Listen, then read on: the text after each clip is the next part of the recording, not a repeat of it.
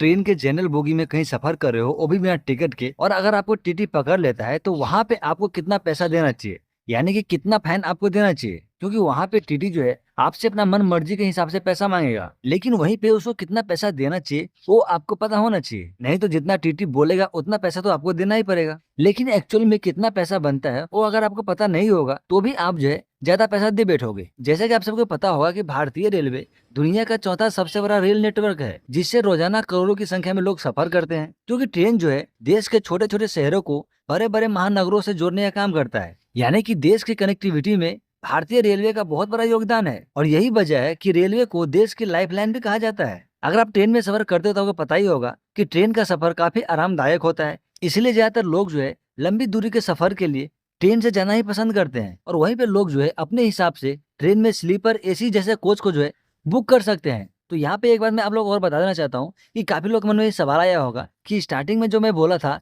कि जनरल डब्बे में यानी जनरल बोगी में, तो बस जनरल बोगी ही क्यों, एसी या स्लीपर भी तो हो सकता है। तो जी नहीं, पहले वैसा था, लेकिन अभी के समय में जो है अगर आप एसी या मतलब स्लीपर में जो है बिना टिकट का घुसते हो तो वहां पे आपको जो है बहुत बड़ा फाइन आपको देना पड़ेगा। और साथ ही जहाँ पे आप पकड़ाते हो ना, मतलब जहाँ पे टीटी आपको पकड़ता है उसी के अगले स्टेशन पे आपको उतार दिया जाएगा। तो ऐसा गलती आप भूल के ही मत करना कि बिना टिकट के आप एसी कोच में या स्लीपर कोच में घुस जाओ। लेकिन बहुत बार ऐसा होता है कि हमें ट्रेन से जो है कोई यात्रा करना होता है, लेकिन हम उसके लिए कोई रिजर्वेशन टिकट बुक नहीं करते हैं, क्योंकि वहां पे हमारा प्लान रहता है कि हम जनरल बोगी से ही जाएंगे। और यहाँ पे जैसे कि आप सभी को पता होगा कि जनरल टिकट जो है हमको स्टेशन पे ही मिलता है। और किसी कारणवश अगर हमें स्टेशन पे पहुंचने में थोड़ा देर हो जाए और वहां पे जैसे हम स्टेशन पे पहुंचे उसी समय जो है ट्रेन आ जाए और हमको मतलब जो है उसी ट्रेन से जाना है, तो हम क्या करेंगे, हम टिकट नहीं कटा के डायरेक्ट उस डब्बे में घुस जाते हैं। हालांकि बहुत लोग ऐसे नहीं करते हैं, लेकिन बहुत लोग ऐसे होते हैं जिसको इमरजेंसी होता है, जाना ही होता है, तो उस सिचुएशन में वो गलती कर बैठते हैं। तो उस सिचुएशन में अगर आप जनरल बोगी में ट्रैवल कर रहे हो और वहीं पे आपके पास अगर टिकट नहीं होता है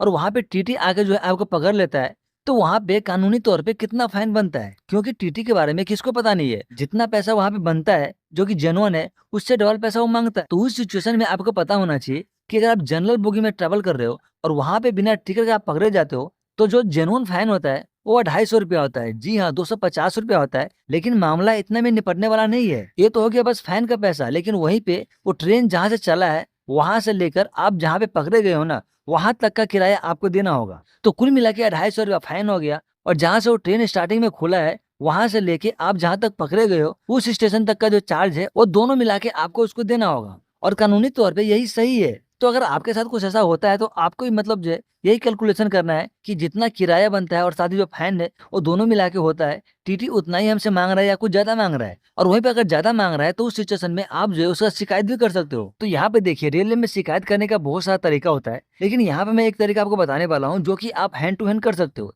यानी कि सीट पे बैठे बैठे ही कर सकते हो। तो उसके लिए आपको करना क्या है, यहाँ पे स्क्रीन पे एक नंबर शो होता होगा, आपको सिंपली उस नंबर पे कॉल करना है और कॉल करने के बाद पूरे मामले के बारे में आपको उसको बताना है। और यहीं पे अगर आपका दिया हुआ जानकारी अगर सही होता है तो उस सिचुएशन में टीटी पे कार्रवाई भी हो सकता है।